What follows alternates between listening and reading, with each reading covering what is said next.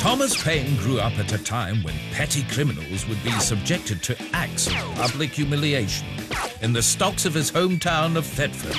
Witnessing this was to influence Paine's early views on justice and human rights.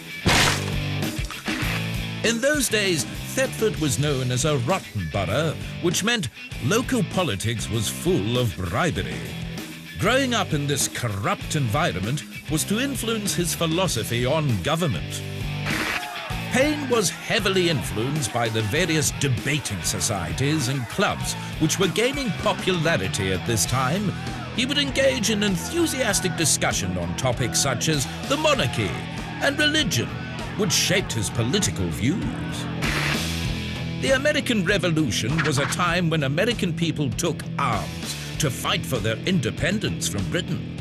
Paine looked closely at what was going on and was inspired by these revolutionary ideals of liberty, independence, and democracy.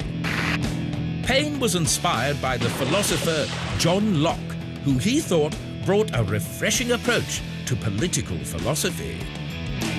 Locke argued that governments can only be legitimate if they receive the consent of the people. If they do not, then Locke argued that citizens had the right to rebellion. This heavily influenced Paine's philosophy. The events of the French Revolution got Thomas Paine involved in a philosophical battle with his rival, Edmund Burke. Their ideas over this monumental event clashed wildly. Burke believed in the virtues of monarchy and the aristocracy, as he felt that without these institutions, society would be unstable. Paine disagreed with this, as he supported the peasant uprising and disbanding of the monarchy in France. Paine felt the monarchy sucked up all the wealth and were a drain on society. These events inspired him to write his famous work, The Rights of Man. Kntv. Thomas Paine was such a big hero in France that he became mates with Napoleon Bonaparte. Wow, legendary army general and emperor of France, Napoleon Bonaparte? Yes, that's him. In fact, Napoleon said he sleep every night with a copy of The Rights of Man under his pillow. Aha! Why? Well, when... I don't know. Perhaps his regular pillow was too soft and he need more neck support. Nietzsche. He is Napoleon. He can afford orthopedic pillow. Gentlemen? Ah, yes. We has gone off message. Do I have time to demonstrate how to stop heavy bleeding with a copy of Immanuel Kant's Metaphysic of Morals? No. Boże moi. Okay. Burgess McPhilbin, why don't you tell us where Thomas Paine's ideas have left us in today's world? Splendid. Where do we know? Paine's ideas have helped us how?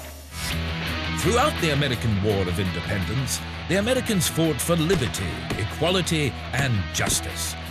Values which many feel still shape the modern-day United States of America.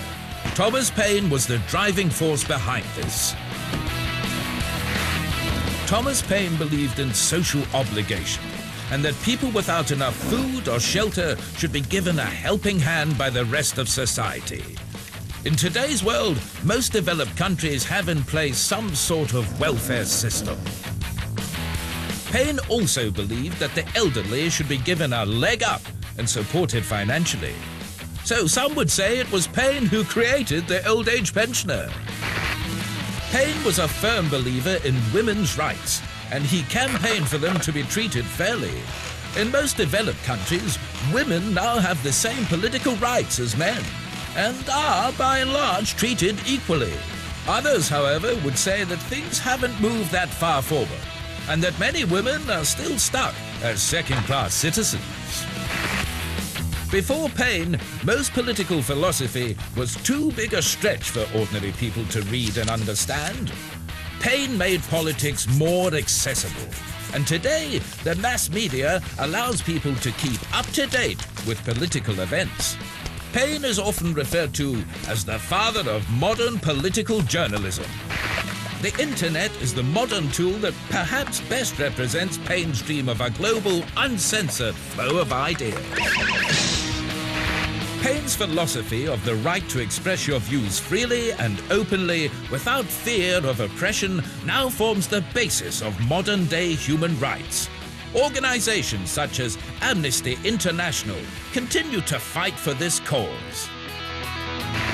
Thomas Paine was very much opposed to the idea of monarchy.